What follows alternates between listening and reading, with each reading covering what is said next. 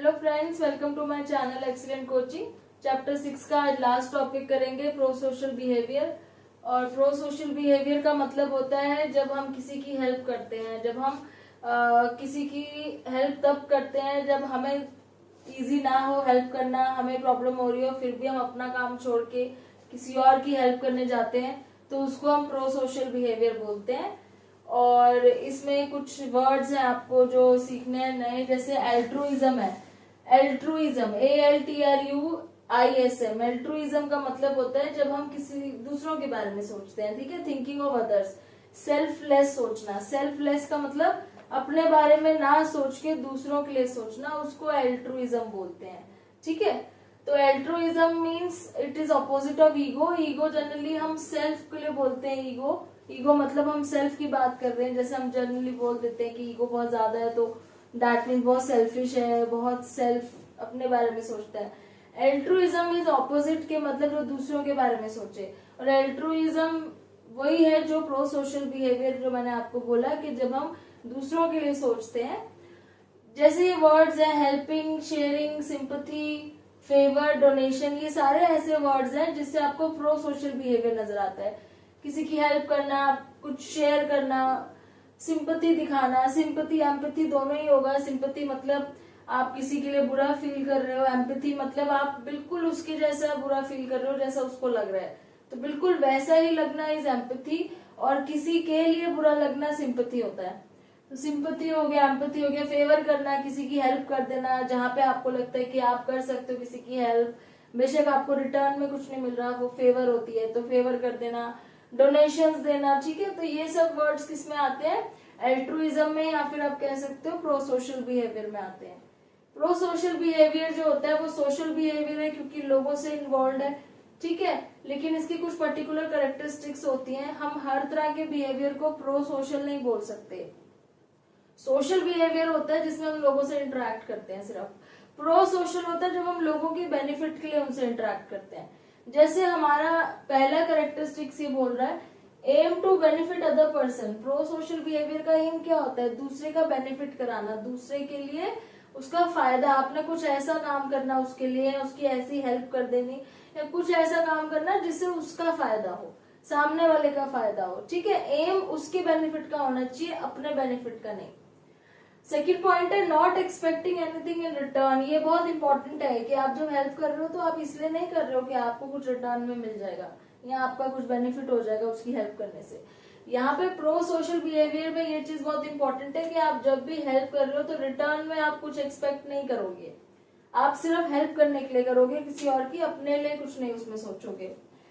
Done willingly, willingly करना है, अपनी मर्जी से करना है, किसी के प्रेशर में आके नहीं करना होता, किसी रीजन से नहीं करना होता है सिवाय इसके कि आप दूसरों की हेल्प करना चाहते हो। विलिंगली करना होता है। अगर आप प्रेशर में आके कर रहे हो या किसी के धमकाने पे कर दिया हेल्प, या मजबूरी में हेल्प कर दिया, तो वो प्रो सोशल बिहेवियर नहीं बोला जाएगा। Involve some kind of difficulty और cost to the person who helps. जो हेल्प कर रहा है ना उसको लिए इतना इजी नहीं होता प्रो सोशल बिहेवियर। ऐसा नहीं होना चाहिए कि आपको आपके लिए बहुत इजी था इसलिए आपने हेल्प कर दी, वो प्रो सोशल नहीं होता। प्रो सोशल होता है कि आपके लिए मुश्किल था फिर भी आपने हेल्प करी, आपकी कॉस्ट उसमें जा रही थी। कॉस्ट उसमें पैसा जरूरी नहीं है, पैसे की कॉस्ट की बात कर रहा है। कॉस्ट मतलब आपका टाइम ज्यादा लग रहा था या आपका कुछ काम जो था वो रुक गया उसकी वजह से, फिर भी आपने हेल्प करी। मतलब जो हेल्प कर रहा है उसका कुछ ना कुछ कॉस्ट लग रही है, उसका टाइम लग रहा है, या वो डिफिकल्टी से कर रहा है, मतलब एफर्ट लग रहा है। यहाँ पे कहने का मतलब है हेल्प करने वाले का एफर्ट लग रहा है। वो बहुत इजीली नहीं हेल्प कर पा रहा है कि बैठे बैठे हेल्प कर दिया जिससे उसके लिए उसको कोई फर्क नहीं पड़ा। प्रो सोशल बिहेवियर में एफर्ट लगा के हेल्प करना होता है। एक एग्जाम्पल है जैसे rich people donating black money for fame is not pro social. अगर कोई बहुत रिच है, जो बहुत अमीर लोग हैं, ब्लैक मनी कमा लेते हैं, फिर उसको कहीं इन्वेस्ट करने के लिए डोनेशन देना शुरू कर देते हैं एनजीओज में इधर उधर, तो वो प्रो सोशल में नहीं आएगा क्योंकि वहां पे एक तो उनकी कोई कॉस्ट नहीं जा रही, वो कोई एफर्ट नहीं लगा रहे। दूसरा वहां पे उनके माइंड में एक अपना बेनिफिट भी है कि हमारा जो मनी है ब्लैक मनी वो कहीं ना कहीं इन्वेस्ट हो जाएगा, तो उसको हम प्रो सोशल नहीं कहेंगे। प्रो सोशल हम उसको कहेंगे अगर कोई मिडिल क्लास है, उसके पास इतना इनफ मनी नहीं है, फिर भी वो किसी एनजीओ में किसी की हेल्प करने के लिए अपना खर्चा कम करके पैसे निकाल के जाके दे के आ रहा है उनको, तो वो प्रो सोशल होगा। ठीक है, अब इसमें factors influencing pro social behaviour भी है कि कैसे प्रो सोशल बिहेवियर ज्यादा होता है, कम होता है, किसके अंदर ज्यादा मिलता है। सब लोग ही सोशल होते हैं, लेकिन कुछ ही लोग होते हैं जो प्रो सोशल होते हैं। ठीक है, तो कौन से ऐसे फैक्टर्स हैं जिसमें कुछ लोग प्रो सोशल हो जाते हैं? जैसे first point, inborn natural tendency to help. किसी किसी के अंदर एक नेचुरल टेंडेंसी होती है हेल्प करने की, कईयों की आदत होती है हेल्प करने की।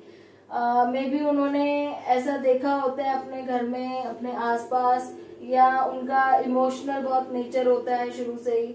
तो कुछ तो इनबॉर्न टेंडेंसी लेके बॉर्न होते हैं कि दूसरों की हेल्प करते हैं हमेशा। जैसे आपने भी देखा होगा, कुछ आपके फ्रेंड्स होंगे ऐसे, या कुछ कोलीग्स होंगे कि वो जनरली सबकी हेल्प कर देते हैं, अपना काम रोक के पहले दूसरों की हेल्प कर देते हैं। तो किसी किसी के अंदर ये एक्चुअली में हैबिट होती है। दूसरा पॉइंट ये है कि influence by learning as a family value. Family value दी जाती है, आपकी फैमिली में एज अ वैल्यू सिखाई जाती है, जिसको हम एथिकल या मॉरल वैल्यू बोलते हैं। एथिकल और मॉरल वैल्यूज हमें सिखाते हैं ना बचपन से कि झूठ नहीं बोलना है, बड़ों की इज्जत करनी है। उस टाइप से ये भी एक वैल्यू किसी किसी फैमिली में सिखाई जाती है कि आपने हमेशा दूसरों की हेल्प करनी है। जहाँ पे बच्चे देखते हैं पेरेंट्स दूसरों की हेल्प कर रहे हैं आउट ऑफ द वे जाके, मतलब उनको इतना इजी नहीं है फिर भी हेल्प करते हैं दूसरों की, तो वो बच्चे अपने पेरेंट्स को देख के वो लर्न कर लेते हैं। तो फैमिली में अगर ये चीज बहुत ज्यादा इनकरेज करी जाती है कि दूसरों की हेल्प करनी चाहिए हमें, तो वो फैमिली वैल्यू से इन्फ्लुएंस होकर प्रो सोशल बिहेवियर में डेवलप हो जाता है चाइल्ड के अंदर। फिर आता है कल्चरल इन्फ्लुएंस। अब किसी किसी कल्चर में ना बहुत ज्यादा ये चीज मानी जाती है कि हमें सब कुछ एक साथ लेके चलना चाहिए, हमें यूनिटी में रहना चाहिए, हमें एक दूसरे के साथ रिसोर्सेज शेयर करने चाहिए। रिसोर्सेज जैसे कि पानी की कमी हो रही है तो किसी कम्युनिटी में, पर्टिकुलर सोसाइटी में सब लोग पानी जो है वो मिलजुल के शेयर कर रहे हैं, कम पानी आ रहा है वहां पे तो सारे आपस में शेयर करके रह रहे हैं। तो एक पर्टिकुलर कल्चर अगर ऐसा है कोई जहाँ पे ये चीजें एनकरेज करी जाती हैं कि हमारे को अगर कोई चीज की कमी है तो हमें मिलजुल के और एक दूसरे की हेल्प करके रहना चाहिए।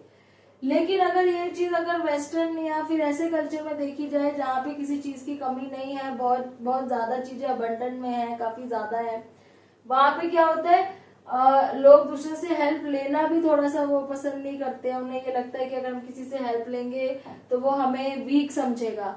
तो अपने कल्चर की बात है, किसी कल्चर में ये चीज अच्छी मानी जाती है, किसी कल्चर में ये चीज खराब मानी जाती है। तो कल्चर का भी बहुत बड़ा इन्फ्लुएंस होता है कि लोगों का प्रो सोशल बिहेवियर वहां पे डेवलप हो रहा है कि नहीं। अब कहीं पे अगर ऐसा कल्चर है किसी जगह का कि अगर कोई हेल्प किसी से ले रहा है तो लोग उसे वीक समझने लग जाते हैं, तो फिर वहां पे प्रो सोशल बिहेवियर बहुत कम मिलेगा। ठीक है, फिर है social norms that require pro social behaviour. ऐसे सोशल नॉर्म्स होते हैं, ऐसे रूल्स होते हैं जो कि बिहेवियर, प्रो सोशल बिहेवियर जिसमें चाहिए ही होता है। और नॉर्म्स का मतलब रूल्स वैसे नहीं है, कहीं रिटर्न नहीं है, कोई लीगल रूल नहीं है, ये माने जाने वाले रूल है कि ऐसा मानते हैं या फिर ऐसा फील करते हैं कि ऐसे इन तीनों चीजों में, ये जो तीनों पॉइंट्स है इसमें प्रो सोशल बिहेवियर होना चाहिए। जैसे पहला पॉइंट क्या कह रहा है कि सोशल रिस्पॉन्सिबिलिटी हम सबकी। जैसे हम लोग एक सोशल एनिमल्स हैं, अगर हम बाकी एनिमल से अपने आप को डिफ्रेंशिएट करें, जो दूसरे एनिमल्स होते हैं डॉग कैट, वो लोग सोशल नहीं है। ठीक है, वो आपस में इंटरेक्ट नहीं करते, उनके अंदर एक दूसरे के लिए इमोशन, वो प्रो सोशल बिहेवियर ये सब नहीं होता। हम लोग सोशल है, इसलिए हमारी रिस्पॉन्सिबिलिटी है कि जिसको हेल्प चाहिए उसकी हेल्प करनी है हमें। तो ये हमारी एक तरीके से रिस्पॉन्सिबिलिटी है। सोसाइटी में हम जहाँ रह रहे हैं या जो हमारे आसपास के लोग हैं, हमें उनको हेल्प देनी है जिसको हेल्प चाहिए। दूसरा रेसिप्रोसिटी होता है कि जैसे किसी ने आपकी हेल्प करी तो आपको उसकी हेल्प करनी चाहिए हमेशा। तो आपको हेल्प मिल रही है तो आप भी दूसरों की हेल्प करोगे, आप किसी की हेल्प कर रहे हो तो वो आपकी हेल्प करेगा, तो इसको बोलते हैं रेसिप्रोसिटी। तीसरा नाम ये कह रहा है इक्विटी। इक्विटी मतलब उसी की हेल्प करो जिसको लगे कि फेयर है हेल्प करना। ठीक है, किसी ऐसे पर्सन की हेल्प नहीं करनी है। प्रो सोशल में ऐसे लोगों की हेल्प नहीं करनी होती जिनको हेल्प की जरूरत नहीं है, वो सिर्फ अपना काम कम करने के लिए हेल्प ले रहे हैं। हेल्प, इक्विटी का मतलब है उसको हेल्प देना जिसको एक्चुअली में हेल्प की रिक्वायरमेंट है, और जिसको आप हेल्प करोगे तो सबके साथ फेयर होगा, किसी के साथ गलत नहीं होगा, तो उस टाइप से हेल्प करने को इक्विटी बोलते हैं। तो ये तीनों पॉइंट्स जो है ये सोशल नॉर्म्स के अंदर आते हैं। फिर उसके बाद आपका नेक्स्ट पॉइंट ये बोल रहा है expected reactions of the needy.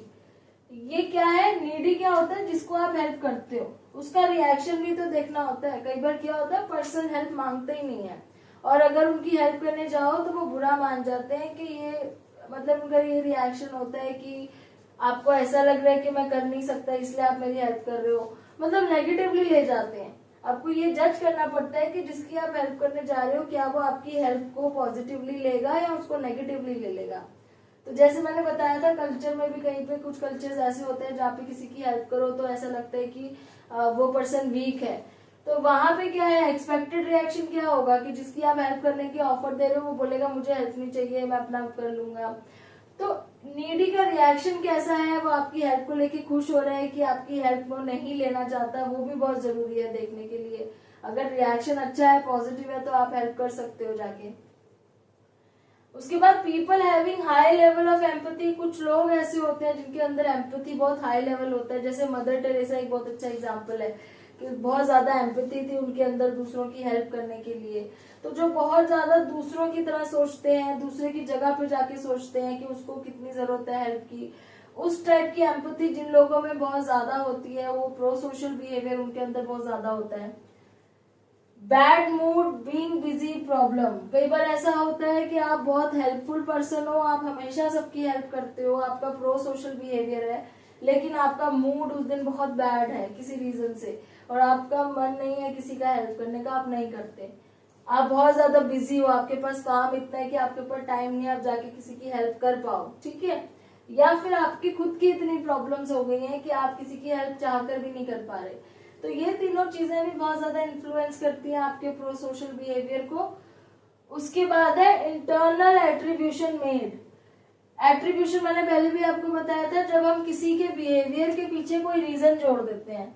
मान लो कि कोई नीडी पर्सन है जैसे हम रास्ते में देखते हैं भिखारी वगैरह खड़े हैं भीख मांग रहे हैं, तो कई बार कुछ लोग बोल देते हैं कि इनकी तो आदत होती है, ये तो अपने लिए नहीं करते, ये कहीं और दे देते हैं जाके, ये जानबूझ के करते हैं, इनको सब आता है, ये काम नहीं करना चाहते, ये भीख ही मांगना चाहते हैं, या आलसी होते हैं। तो ये हम क्या करते हैं उस टाइम पे ऐसे बोल के हम एक इंटरनल एट्रीब्यूशन लगा, उनके पीछे एक रीजन लगा देते हैं कि ये बिहेव ऐसा कर रहे हैं क्योंकि ये ऐसे ही है, इनको ऐसा करना अच्छा लगता है। तो जब हम ऐसा एट्रीब्यूशन लगा देते हैं ना किसी के बिहेवियर के पीछे, तो हम प्रो सोशल बिहेवियर नहीं करते फिर। क्यों? क्योंकि हमने कोई ऐसा रीजन जोड़ दिया जिसके उसके पीछे नीडी पर्सन के बिहेवियर के पीछे ऐसा रीजन लगा दिया जिससे हमें उनको मदद करने का मन नहीं करता, तो फिर प्रो सोशल बिहेवियर यहाँ पे नहीं नजर आता, ठीक है ना। उसके बाद number of bystanders are more. Bystanders मतलब देखने वाले लोग।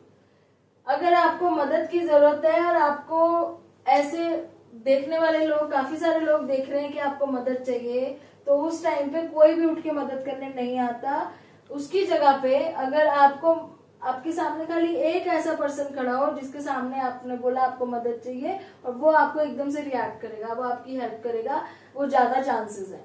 कहने का मतलब है जितने ज्यादा बाई स्टैंडर्ड होंगे उतनी हेल्प कम मिलेगी, उतना ही प्रो सोशल बिहेवियर कम होगा, क्योंकि यहाँ पे डिफ्यूजन ऑफ रिस्पॉन्सिबिलिटी हो जाता है कि ये उसकी रिस्पॉन्सिबिलिटी है, ये उसकी है, मेरी नहीं है, मेरी भी है तो उसकी भी तो है। जैसे एक्सीडेंट होता है, बीच में कोई गिरा हुआ है, इतने सारे लोग घेरा डाल के खड़े हैं, कोई आ नहीं रहा उठाने, क्यों? क्योंकि माइंड में आ रहा है कि तो उसकी भी तो रिस्पॉन्सिबिलिटी है, वो क्यों नहीं जा रहा, वो सोचते हैं वो क्यों नहीं जा रहा। वही अगर इंस्टेड ऑफ दैट अगर कोई एक बंदा खड़ा है और उसके आगे कोई गिर जाता है तो वो उसको फटाफट उठा लेता है, क्योंकि उस टाइम पे वो अकेला होता है रिस्पॉन्सिबल उसको हेल्प करने में। तो जितने ज्यादा बाई स्टैंडर्ड्स होते हैं उतना प्रो सोशल बिहेवियर कम नजर आता है। तो यहाँ पे ये भी एक प्रॉब्लम होती है। तो ये जो फैक्टर्स है ना ये इन्फ्लुएंस करते हैं या तो प्रो सोशल बिहेवियर बढ़ाने में या प्रो सोशल बिहेवियर कम करने में। इसके बाद आपका ये चैप्टर खत्म होता है, चैप्टर 6। अब हम नेक्स्ट वीडियो में चैप्टर 7 स्टार्ट करेंगे जो कि ग्रुप फॉर्मेशन के ऊपर है, और इसको मैं यहीं एंड करती हूँ। Thanks for watching.